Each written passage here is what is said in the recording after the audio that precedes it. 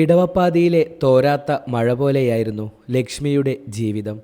മുറ്റത്തെ മാവിൻ കൊമ്പിൽ നിന്ന് ഇറ്റുറ്റി വീഴുന്ന വെള്ളത്തുള്ളികൾ പോലെ സങ്കടങ്ങൾ അവരുടെ ഹൃദയത്തിലേക്ക് കനിഞ്ഞിറങ്ങിയിരുന്നു. ആ പഴയ തറവാടിൻ്റെ ഇരുണ്ട ഇടനാഴികളിൽ എപ്പോഴും ഈറൻ്റെ മണമായിരുന്നു. ഭർത്താവ് രാഘവൻ വിധിക്ക് കീഴടങ്ങി യാത്രയായപ്പോൾ ആ വീടിൻ്റെ നെടുന്തൂണ് മാത്രമല്ല ഇടിഞ്ഞു വീണത്, ലക്ഷ്മിയുടെ ആകാശം കൂടിയാണ്. ഓടുകട്ടകൾക്കിടയിലൂടെ അരിച്ചിറങ്ങുന്ന മഴവെള്ളം തറയിൽ വെച്ച പിത്തളപാത്രത്തിൽ ശബ്ദത്തോടെ വീഴുമ്പോൾ അത് തൻ്റെ ജീവിതത്തിൻ്റെ തന്നെ താളമാണെന്ന് ലക്ഷ്മിക്ക് തോന്നി. ഓരോ തുള്ളിയും ഓരോ ഓർമ്മകളായിരുന്നു. രാഘവനുണ്ടായിരുന്നപ്പോൾ ആ വീട് നിറയെ ചിരികളായിരുന്നു. ഇപ്പോൾ അവിടെ നിശബ്ദതയും മഴയുടെ ഇരമ്പലും മാത്രം. സ്കൂൾ അധ്യാപിക എന്ന ജോലിയുടെ തുച്ഛമായ വരുമാനം കൊണ്ട് ജീവിതം തുന്നിക്കൂട്ടുമ്പോഴും ചുറ്റുമുള്ളവരുടെ നോട്ടങ്ങൾ ലക്ഷ്മിയെ പൊള്ളിച്ചു. വിധവ എന്നത് ഒരു കുറവാണെന്നും ഒറ്റയ്ക്കൊരു സ്ത്രീ ആൺകുട്ടിയെ വളർത്തുന്നത് അസാധ്യമാണെന്നും സമൂഹം വിധിയെഴുതി. വിധവയായ പെണ്ണു വിചാരിച്ചാൽ ആൺകുട്ടിയെ നേരെ വളർത്താൻ പറ്റുമോ? അവനൊരു തന്തയില്ലാത്തവനായി വളരും, വഴിതെറ്റിപ്പോകും, ഉറപ്പാ. അയൽപക്കത്തെ കിണറ്റുകരയിൽ നിന്ന് ഉയരുന്ന കുശുകുശുപ്പുകൾ പലപ്പോഴും കാറ്റിലൂടെ ഒഴുകിയെത്തി ലക്ഷ്മിയുടെ കാതുകളിൽ പതിച്ചു. ആ വാക്കുകൾ അമ്പുകളേക്കാൾ മൂർച്ചയുള്ളതായിരുന്നു. പക്ഷേ ലക്ഷ്മി തളർന്നില്ല. അവരുടെ മകൻ മാധവ്, അവനായിരുന്നു അവരുടെ ലോകം, അവരുടെ ഏക പ്രതീക്ഷ. അച്ഛനില്ലാത്തതിൻ്റെ വലിയൊരു ശൂന്യത അവൻ ഒരിക്കലും അനുഭവിക്കരുത് എന്ന വാശിയിൽ അവർ അവനു വേണ്ടി ജീവിച്ചു. രാത്രികളിൽ തയ്യൽ മെഷീൻ്റെ ഇരമ്പലിനിടയിലും മാധവിൻ്റെ പാഠപുസ്തകങ്ങളിലെ അക്ഷരങ്ങൾക്ക് അവർ കൂട്ടിരുന്നു. പല രാത്രികളിലും അടുപ്പിൽ തീ പുകയാതിരുന്നപ്പോഴും മാധവിൻ്റെ വയർ നിറക്കാൻ അവർ ശ്രദ്ധിച്ചു. മാധവ് അമ്മയുടെ കണ്ണുനീർ കണ്ടില്ല, പക്ഷേ ആ വിയർപ്പിൻ്റെ ഗന്ധം അവൻ അറിഞ്ഞു. അമ്മയെന്ന ആ വലിയ മരത്തിൻ്റെ തണലിൽ അവൻ വളർന്നു. പഠനത്തിൽ അവൻ ക്ലാസ്സിൽ ഒന്നാമതെത്തിയപ്പോൾ ഓരോ സമ്മാനങ്ങളും വാങ്ങി അമ്മയുടെ മടിയിൽ വെച്ചപ്പോൾ ലക്ഷ്മിയുടെ കഷ്ടപ്പാടുകൾക്ക് അർത്ഥമുണ്ടായി. ആ ചിരിയിൽ അവരുടെ എല്ലാ സങ്കടങ്ങളും മാഞ്ഞുപോയിരുന്നു. ശബ്ദങ്ങളുടെയും യൗവനത്തിൻ്റെ തിളപ്പുള്ള ലോകം. എന്നാൽ ആ വർണ്ണങ്ങൾക്കിടയിലും തികച്ചും വ്യത്യസ്തമായ, ആരും ശ്രദ്ധിക്കാത്ത, എന്നാൽ ആർക്കും അവഗണിക്കാനാവാത്ത ഒരു ചായക്കൂട്ടായിരുന്നു നീല. ആൺശരീരത്തിൽ പെൺമനസ്സുമായി ജനിച്ചവൾ. പ്രകൃതി അവൾക്ക് നൽകിയ ശരീരവും മനസ്സും തമ്മിലുള്ള യുദ്ധം അവളുടെ ഓരോ ചലനത്തിലും കാണാമായിരുന്നു. വെള്ളിനൂലുകൾ പോലെ ചിതറിയ മുടിയും ലോകത്തോട് മുഴുവൻ നിസ്സംഗത പുലർത്തുന്ന കടലോളം ആഴമുള്ള കണ്ണുകളും അവളെ മറ്റുള്ളവരിൽ നിന്ന് അകറ്റി നിർത്തി. ആരും അവളോട് സംസാരിച്ചില്ല. എല്ലാവരും അകലം പാലിച്ചു. ചിലർ അറപ്പോടെ നോക്കി. ഒരു ഉച്ചനേരത്ത് കോളേജ് ക്യാൻറ്റീനിൽ വെച്ചാണ് മാധവ് ആ കാഴ്ച കണ്ടത്. ഒരു കൂട്ടം സീനിയർ വിദ്യാർത്ഥികൾ നീലയെ വളഞ്ഞിട്ട് പരിഹസിക്കുന്നു. അവരുടെ ചിരികളിൽ ക്രൂരത നിറഞ്ഞിരിക്കുന്നു. ഇത് പെണ്ണാണോ എന്ന് ആർക്കെങ്കിലും പറയാൻ പറ്റുമോ? ഇതിനൊക്കെ എന്തിനാ കോളേജിൽ വരുന്നത്? വല്ല സർക്കസിലും പോയിക്കൂടെ? ചോദ്യങ്ങൾ കൂർത്ത ശബ്ദങ്ങളിൽ അവളിൽ തറച്ചു. അവൾ തലകുനിച്ച് നിശബ്ദയായി ഒരു പ്രതിമ പോലെ നിന്നു. അവളുടെ വിറക്കുന്ന കൈകൾ നെഞ്ചോട് ചേർത്തു പിടിച്ച പുസ്തകങ്ങളിൽ മുറുകെ പിടിച്ചിരുന്നു. കണ്ണുനീർ ഉരുണ്ടുകൂടിയെങ്കിലും അത് പുറത്തു വരാതിരിക്കാൻ അവൾ പാടുപെട്ടു. മാധവിൻ്റെ ഉള്ളിലെ എവിടെയോ ഒരു കനലെരിഞ്ഞു.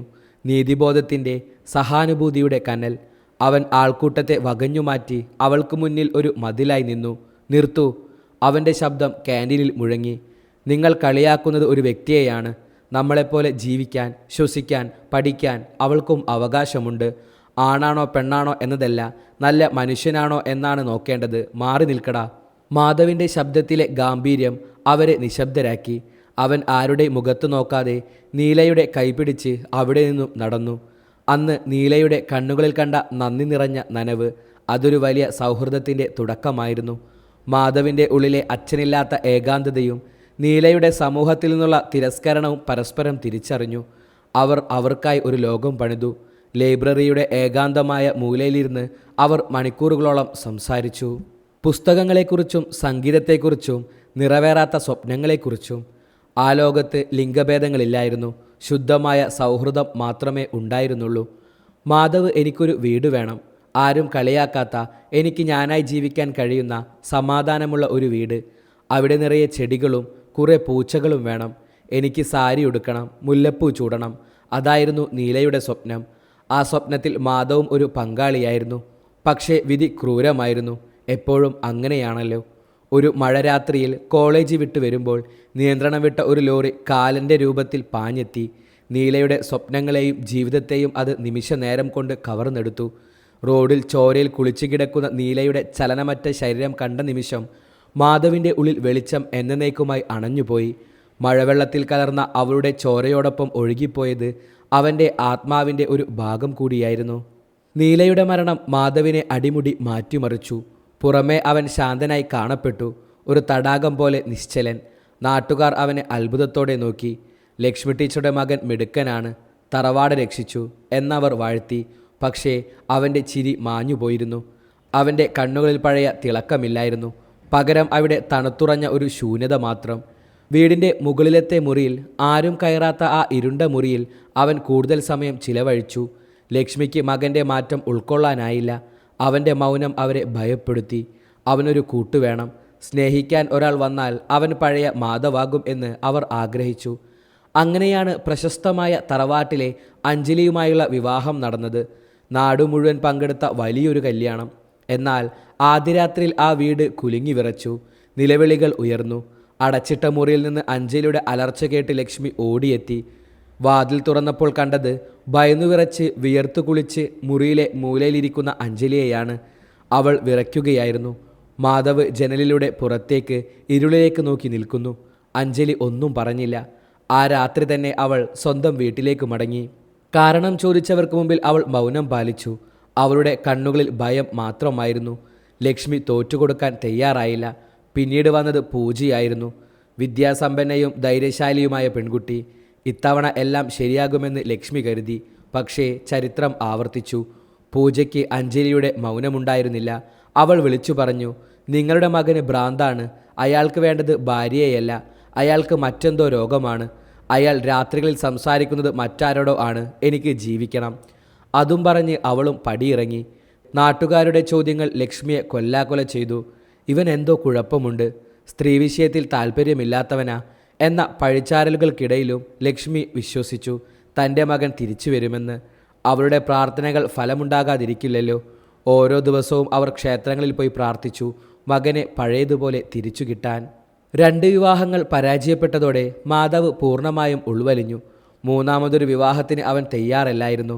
എനിക്കാരും വേണ്ടയമ്മേ, എന്നെ വെറുതെ വിട്, അവൻ തീർത്തു പറഞ്ഞു. പക്ഷേ ലക്ഷ്മിയുടെ കണ്ണുനീരിന് മുമ്പിൽ, ആ അമ്മയുടെ തകർന്ന ഹൃദയത്തിന് മുമ്പിൽ അവൻ തോറ്റു. ഗൗരി, അതായിരുന്നു അവളുടെ പേര്. വെറും ശാരീരിക സൗന്ദര്യത്തിനപ്പുറം മനുഷ്യരെ വായിക്കാൻ കഴിവുള്ള ആഴമുള്ള കണ്ണുകളായിരുന്നു അവൾക്ക്. ഒരു സ്കൂൾ അധ്യാപികയായ അവൾക്ക് ജീവിതത്തെക്കുറിച്ച് വ്യക്തമായ കാഴ്ചപ്പാടുണ്ടായിരുന്നു. വിവാഹത്തിന് മുമ്പ് മാധവിൻ്റെ മൗനം അവൾ ശ്രദ്ധിച്ചിരുന്നു. അവൻ്റെ കണ്ണുകളിലെ ശൂന്യത അവളിൽ കൗതുകവും ഭയവും ഉണ്ടാക്കിയിരുന്നു. മുറിവേറ്റ മൃഗത്തിൻ്റെ നോട്ടം അവൾ മനസ്സിൽ കുറിച്ചു. വിവാഹരാത്രി ഗൗരി പാലുമായി മുറിയിൽ കയറി. മുറിയിൽ വല്ലാത്തൊരു തണുപ്പുണ്ടായിരുന്നു. ജനാലകളെല്ലാം അടച്ചിട്ടിരുന്നു. മാധവ് ജനലിനരികിൽ പുറംതിരിഞ്ഞ് നിൽക്കുകയായിരുന്നു. ചുവരുകളിൽ വിചിത്രമായ നിഴലുകൾ വീണുകിടക്കുന്നു. മാധവ്, അവൾ മൃദുലമായി വിളിച്ചു. അവൻ തിരിഞ്ഞു നോക്കിയില്ല. കനത്ത ശബ്ദത്തിൽ അവൻ പറഞ്ഞു, എന്തിനാണ് നീ വന്നത്? ഇവിടെ നിനക്ക് സ്ഥാനമില്ല. എൻ്റെ ലോകത്ത് മറ്റാർക്കും ഇടമില്ല. പോയി രക്ഷപ്പെട്. മറ്റുള്ളവരെ പോലെ നീയും പോകുന്നതാണ് നല്ലത്. പിറ്റേന്ന് രാവിലെ ഗൗരി ബാഗെടുത്തു പോയില്ല. അത് ലക്ഷ്മിയെ അത്ഭുതപ്പെടുത്തി. പകരം അവൾ ലക്ഷ്മിയെ മാറ്റി നിർത്തി പറഞ്ഞു, അമ്മേ, മാധവിനെന്തോ വലിയ പ്രശ്നമുണ്ട്. അത് വെറും ദേഷ്യമല്ല, അയാൾ എന്തോ ഒളിക്കുന്നുണ്ട്. അത് കണ്ടുപിടിക്കണം. ഇന്ന് രാത്രി അമ്മ എൻ്റെ കൂടെ ആ മുറിയിൽ ഒളിച്ചിരിക്കണം. സത്യം നമ്മൾ അറിയണം. രാത്രിയുടെ യാമങ്ങളിൽ കർട്ടൻ്റെ പിറകിൽ ശ്വാസം അടക്കി പിടിച്ച് ലക്ഷ്മിയും ഗൗരിയും നിന്നു. ക്ലോക്കിലെ സൂചികൾ നീങ്ങുന്ന ശബ്ദം മാത്രം മുറിയിൽ മുഴങ്ങി. പാതിരാത്രിയായപ്പോൾ മാധവ് മുറിയിലേക്ക് കടന്നു വന്നു. അവൻ വാതിലുകൾ കുറ്റിയിട്ടു. പെട്ടെന്ന് അവൻ്റെ നടപ്പിലും ഭാവത്തിലും മാറ്റം വന്നു. ചുമലുകൾ അയഞ്ഞു. നടപ്പിലൊരു പെൺകുട്ടിയുടെ ലാളത്യം, മുഖത്ത് വല്ലാത്തൊരു ഭാവഭേദം. അവൻ അലമാര തുറന്ന് ചില പഴയ സാധനങ്ങൾ പുറത്തെടുത്തു. കൺമശിയും വളകളും ഒരു പഴയ ചുരിദാറിൻ്റെ ഷാളും. അവൻ കണ്ണാടിക്ക് മുന്നിലിരുന്നു. വിറയ്ക്കുന്ന കൈകളോടെ അവൻ കണ്ണെഴുതി. മുടിയഴിച്ചിട്ടു. കയ്യിൽ വളകളിട്ടു. ഓരോ വളകളും കയ്യിൽ വീഴുമ്പോൾ അവൻ സന്തോഷത്തോടെ ചിരിച്ചു. ഭിത്തിയിൽ ഒളിപ്പിച്ചു വെച്ചിരുന്ന നീലയുടെ ചിത്രത്തിലേക്ക് നോക്കി അവൻ വിചിത്രമായി സംസാരിച്ചു തുടങ്ങി. ആ ചിരി മാധവിൻ്റേതായിരുന്നില്ല. നീ വന്നോ നീലേ? അവർ നിന്നെ എന്നിൽ നിന്ന് അകറ്റാൻ നോക്കുകയാണ്. ആര് വന്നാലും നിന്നെ ഞാൻ വിടില്ല. നമ്മൾ ഒന്നാണ്.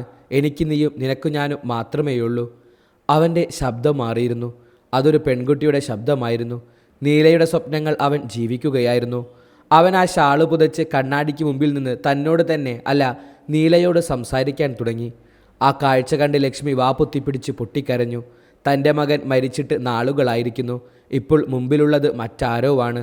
ദൈവമേ, എൻ്റെ കുട്ടി, അവർ വിതുമ്പി. പെട്ടെന്നെന്തോ ശബ്ദം കേട്ട് മാധവ് തിരിഞ്ഞു.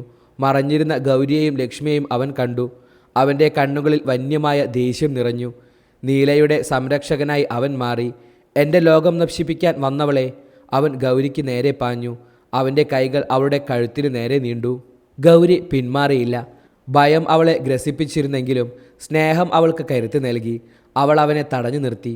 അവൻ്റെ കണ്ണുകളിലേക്ക് ഉറ്റുനോക്കി ഉറക്കെ വിളിച്ചു, മാധവ്, ഇത് ഞാനാണ്, ഗൗരി. നീല മരിച്ചുപോയി മാധവ്, നീല മരിച്ചു. ഇത് വെറുമൊരു ഓർമ്മയാണ്. നീ മാധവാണ്, എൻ്റെ മാധവ്. ഇല്ല, നുണ. അവൻ ചെവികൾ പൊത്തി അലറി. അവൾ മരിച്ചിട്ടില്ല, അവൾ ഇവിടെയുണ്ട്, എന്നിലൂടെ ജീവിക്കുന്നു. ആ നിമിഷം ലക്ഷ്മി മകനെ കെട്ടിപ്പിടിച്ച് അലമുറയിട്ട് കരഞ്ഞു. മോളെ ഉപദ്രവിക്കല്ലേ മോനെ, അമ്മയാടാ പറയുന്നത്, നിന്റെ അമ്മയാ. ബഹളം കേട്ട് ഓടിയെത്തിയവരിൽ മാധവിൻ്റെ ബാല്യകാല സുഹൃത്തും ഡോക്ടറുമായ രവിയുമുണ്ടായിരുന്നു. അവൻ സ്ഥിതിഗതികൾ നിയന്ത്രിച്ചു. മരുന്ന് നൽകി മാധവിനെ മയക്കിയ ശേഷം രവി ഗൗരിയോടും ലക്ഷ്മിയോടും പറഞ്ഞു, അമ്മേ, ഗൗരി, മാധവ് കടുത്ത മാനസികാഘാതത്തിലാണ്. അവനിൽ വലിയൊരു രോഗത്തിൻ്റെ ലക്ഷണങ്ങളാണ് കാണിക്കുന്നത്. നീലയുടെ മരണം അവനെ വല്ലാതെ ബാധിച്ചു.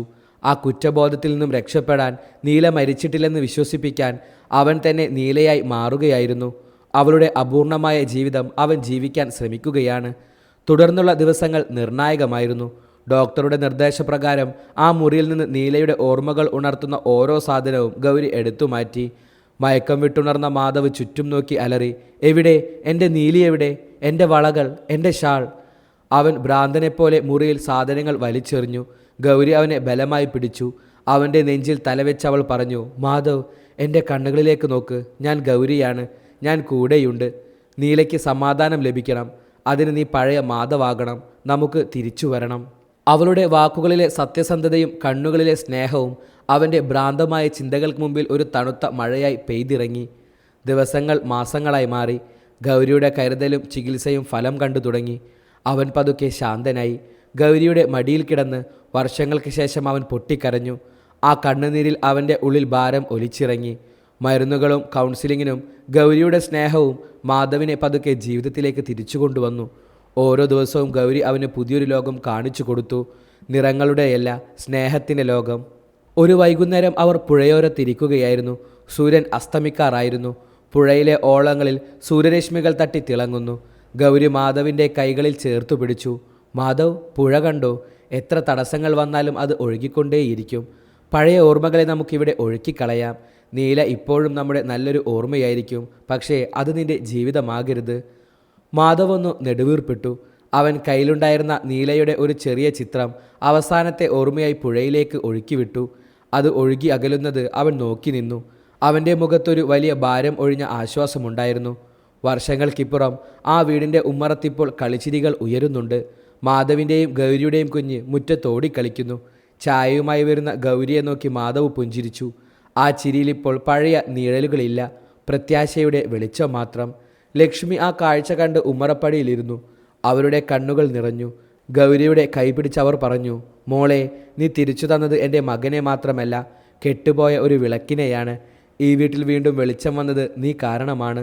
ഇരുൾ പെയ്ത ഇടവഴികൾ പിന്നിട്ട് അവരുടെ ജീവിതം ഇപ്പോൾ തെളിഞ്ഞ വെയിലിലേക്ക്, സമാധാനത്തിൻ്റെ തീരത്തേക്ക് അടുക്കുകയാണ്.